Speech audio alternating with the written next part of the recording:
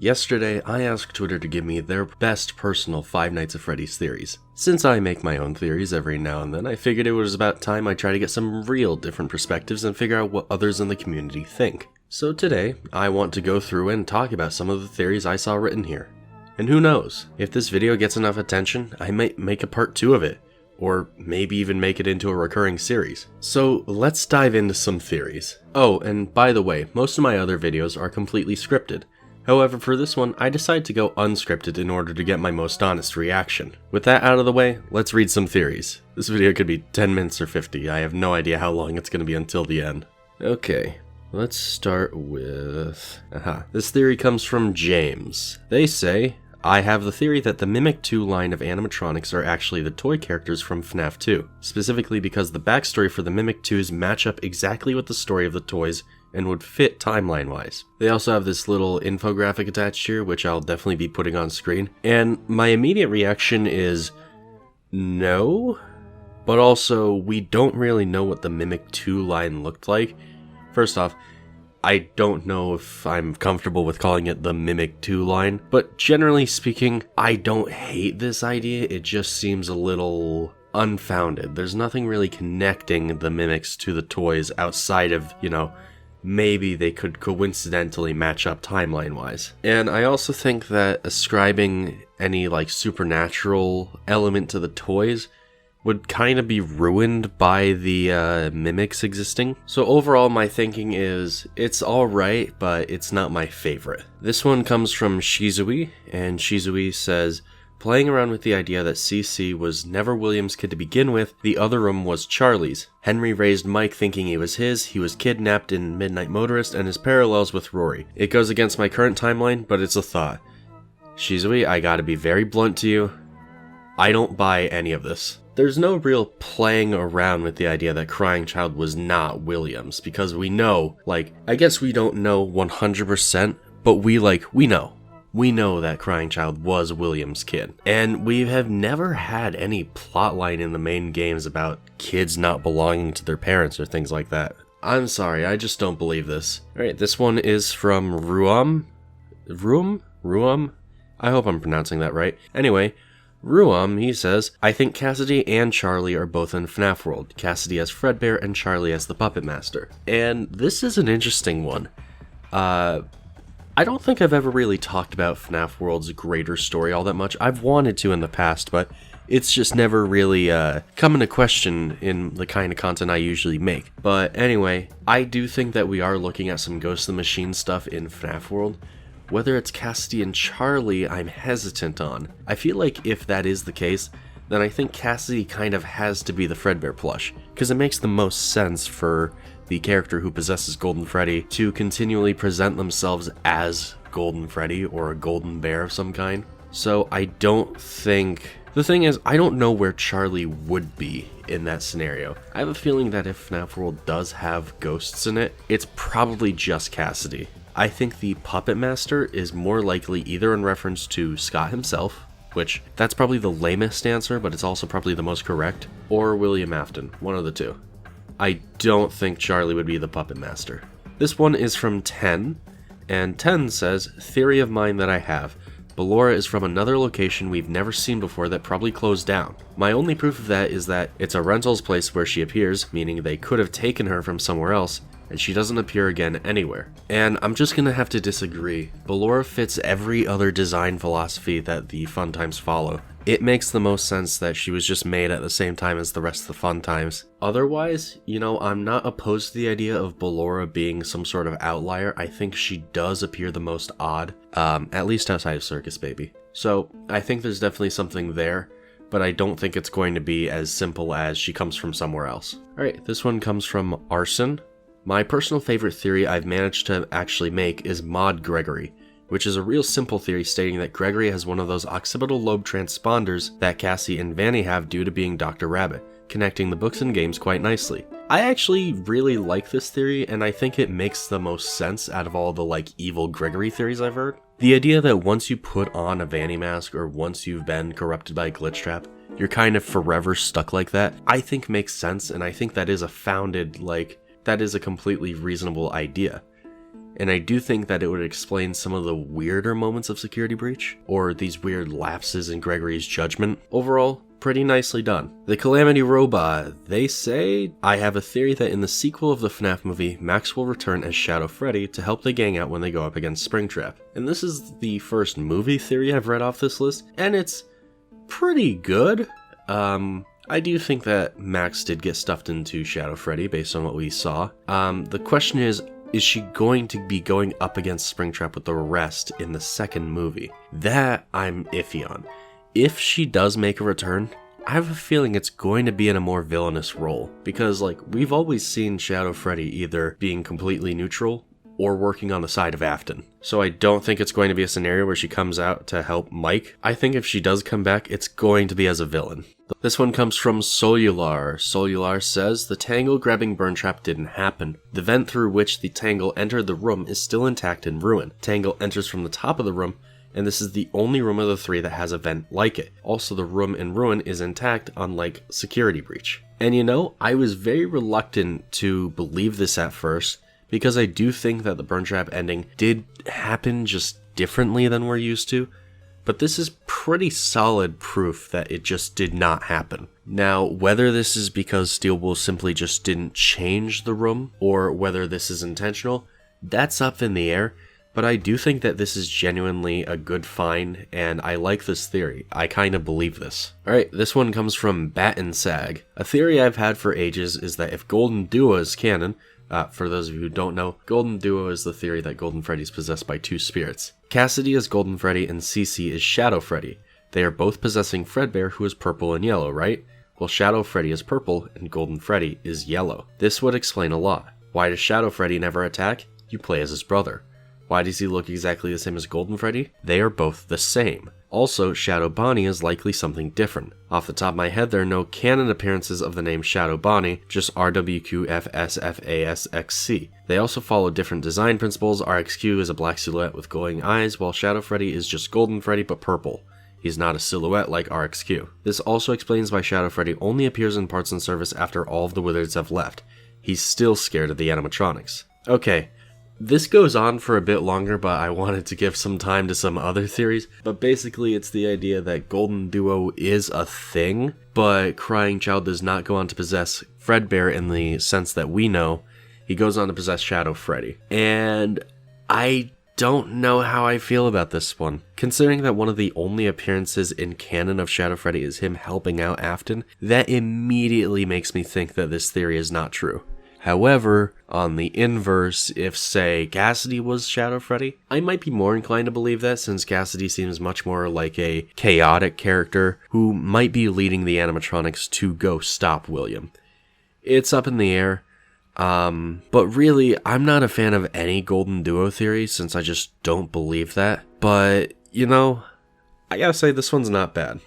This is not a theory I believe, but this is a pretty solid one, and I understand why others might. Alright, this one comes from Mr. Bonnie Year. Glamrock Freddy is the Mimic. Oh jeez. Buddy, I'm gonna stop you right there. We have a character called the Mimic.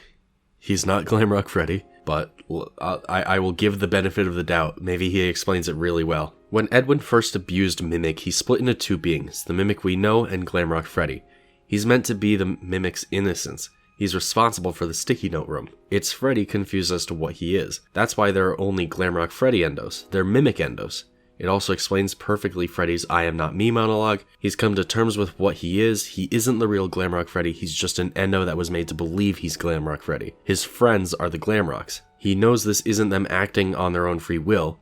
He found himself means he found Mimic when Danny brought him down there. I'm assuming they mean Vanny here. The reason he protects Gregory is because he knows he's killed people under others' influence, and because he reminds him of David.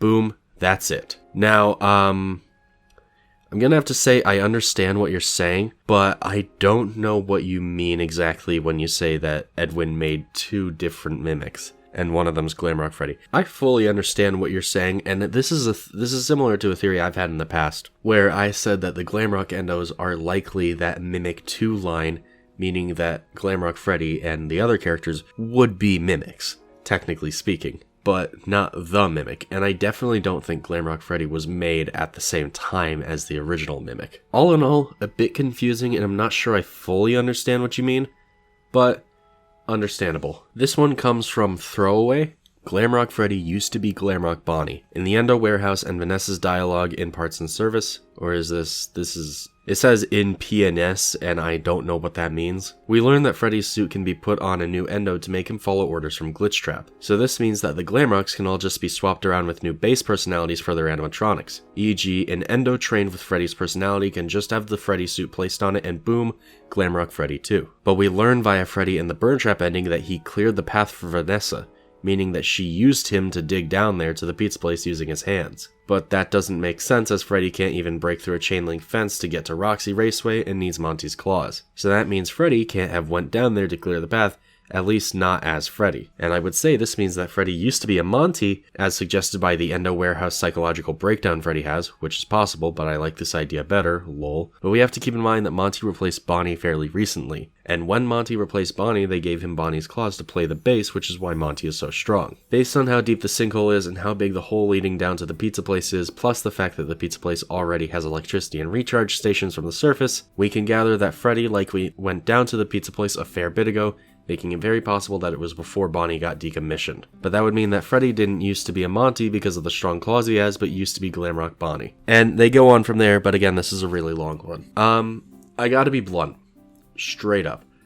I don't believe this. Partially because a lot of what you're banking on is that Freddy would not be able to clear the path on his own unless he had Bonnie's claws. But I just don't think that that's true. Just because he can't snap a chain link fence on his own does not mean he can't lift a rock out of the way or something, you know? And we know that he is strong on his own. Now, as for other elements, I think this more so points towards Glamrock Freddy being a Mimic Endo than him specifically having been Bonnie before. All in all, this one is fine, but I gotta be real. I just don't see myself believing this. This one comes from Piss Boy.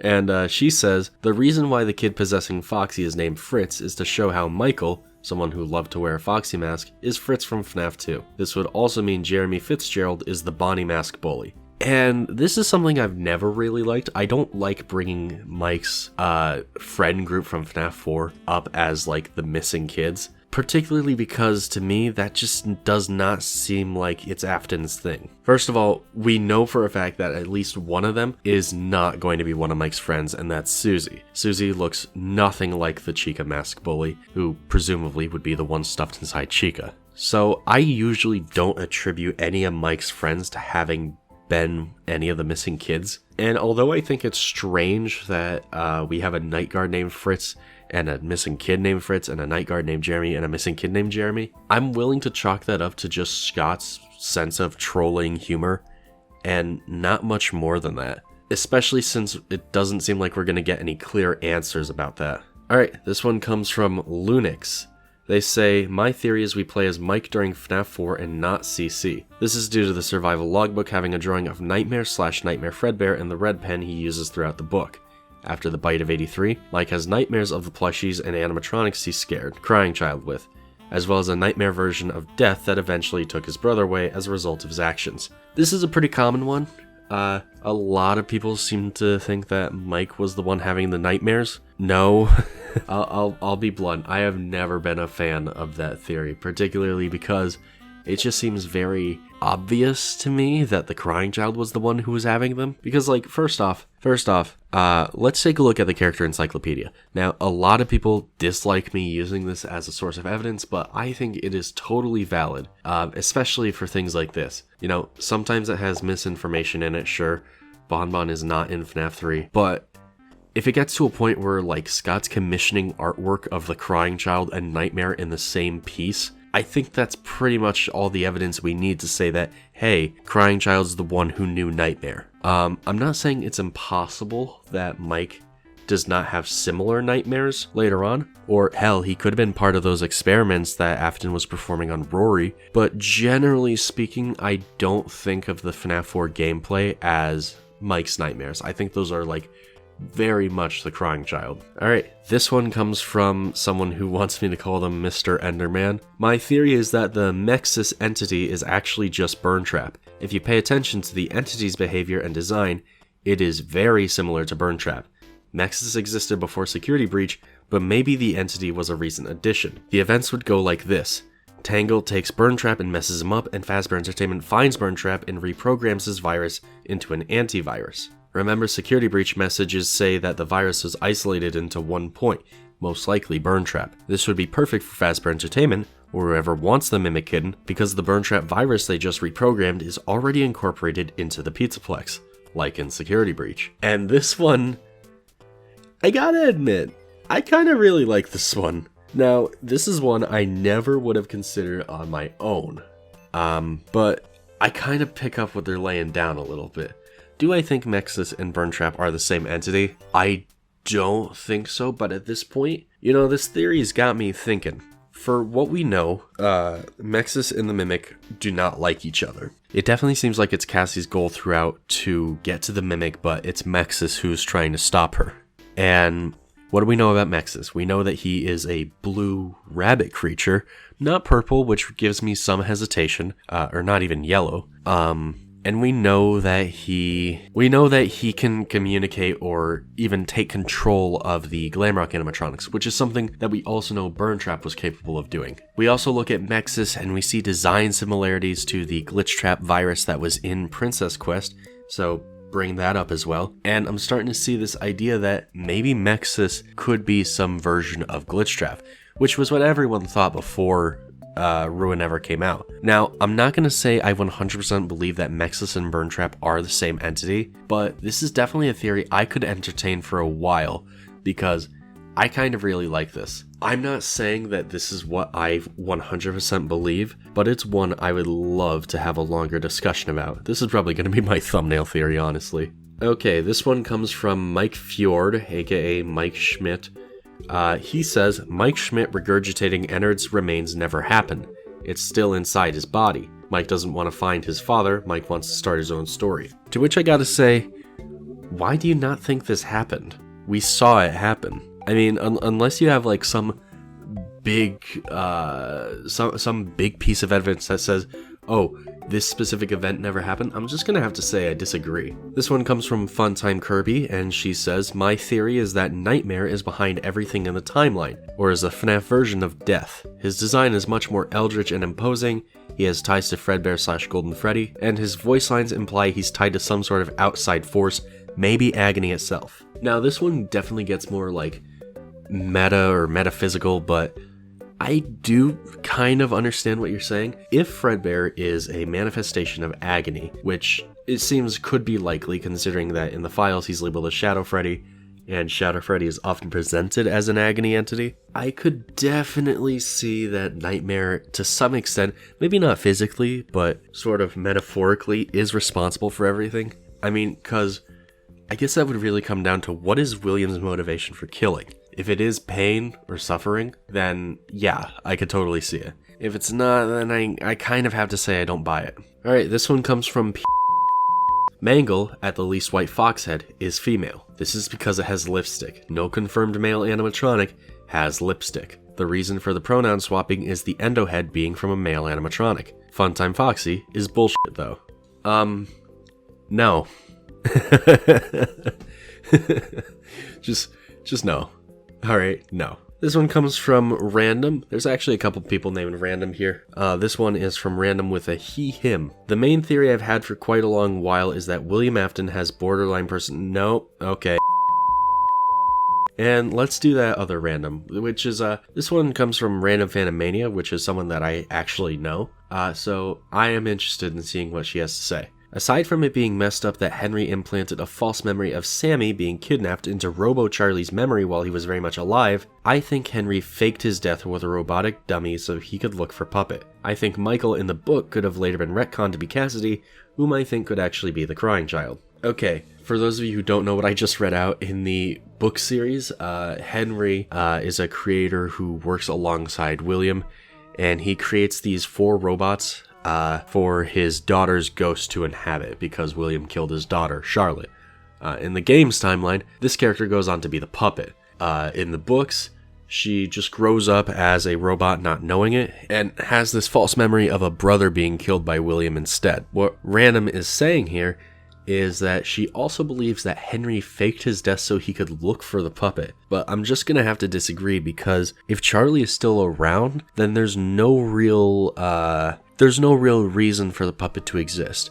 Now, what it could be, and what I will entertain, is the idea that Charlotte's ghost did not in fact possess the robots, like it was supposed to. In fact, it did go on to possess the puppet, and that's what Henry could be looking for. But if that's the case, I would question what the point of him faking his death is. Generally speaking, this is not a theory I hate, but I do wish it had more evidence for me to believe. Although I do now realize that if this was true, it could totally make certain events of the Silver Eyes trilogy canon to the game's timeline, because it would just not affect that story. So definitely thank you for that theory. That one's a fun one to consider. This one comes from Ann Day, and he says, "So it might be obvious, but to me it's pretty clear that the yellow rabbit has got into some fights, possibly a fire because of the burn marks and scratches on half of his suit. That plus the way he confidently arrives, not even flinching to being tased in his suit, regardless if it hits his mechanical or spring-lock parts of it. Also using the weight of it when he runs to get the jump on Mike by its surprising speed. Even more so when he kicks Mike, and just that almost seems to put Mike close to passing out. If not just kids, he's definitely fought some adults or made some kind of stand against someone who could defend themselves against him,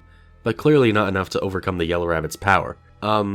So that was, sometimes, man, Twitter posts don't translate well into actual speech. But from what I can tell, they're saying that at some point, William Afton had to have gotten into a fight with someone who could have caused that kind of withering on half of his suit. And I don't hate this idea, since it's very likely that William had other adult victims before Mike.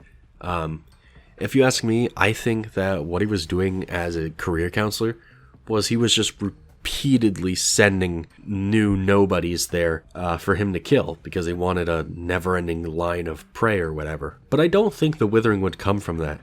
It does look like burn marks, and I don't know if that's either just like supposed to be raw or like mold. I do almost get the impression that Afton would have done it himself.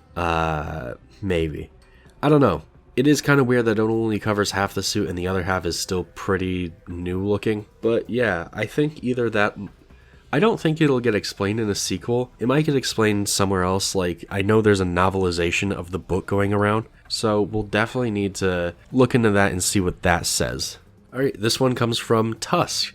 Tusk says this is more of an explanation for if the toys aren't possessed by a second MCI. The toy animatronics are haunted due to parts of the withered animatronics used on them. Kind of like the fun times being powered by melted parts of the FNaF 1 gang. And this is one I just kind of have to agree with, because this is one that I've said before. I have said before that I think the toys are most likely possessed by the same ghosts that inhabit the withered. What I don't like is the FNaF 1 gang getting melted down to be the fun times. I just generally don't agree with that. And I don't believe in molten MCI. I know that's probably like my biggest theorist sin or whatever, but I just don't. But anyway, that's a pretty good theory, all things considered. Bias included. Alright, this one comes from David Barron.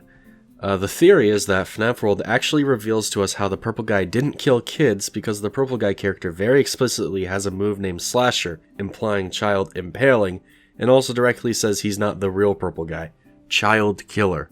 This one's just factual information. No real comments here. This is the perfect theory, the best theory of this video. 10 out of 10. Hi, David Barron. Anyway, I think that about does it. If you enjoyed this little theory review, be sure to subscribe, and remember to post your own theories the next time I ask for them on Twitter. For those of you whose theories I just didn't like, I'm very sorry, but do feel free to comment another theory the next time I do this. And hey, maybe then I'll actually like it. And of course, thank you to everyone who did decide to leave a theory, because it is actually pretty tough to actually put your own thoughts and ideas out there in the world for those to look at and scrutinize. And with that, I'm gonna have to say thank you for watching. Be sure to subscribe, and I'll see you next time. Peace.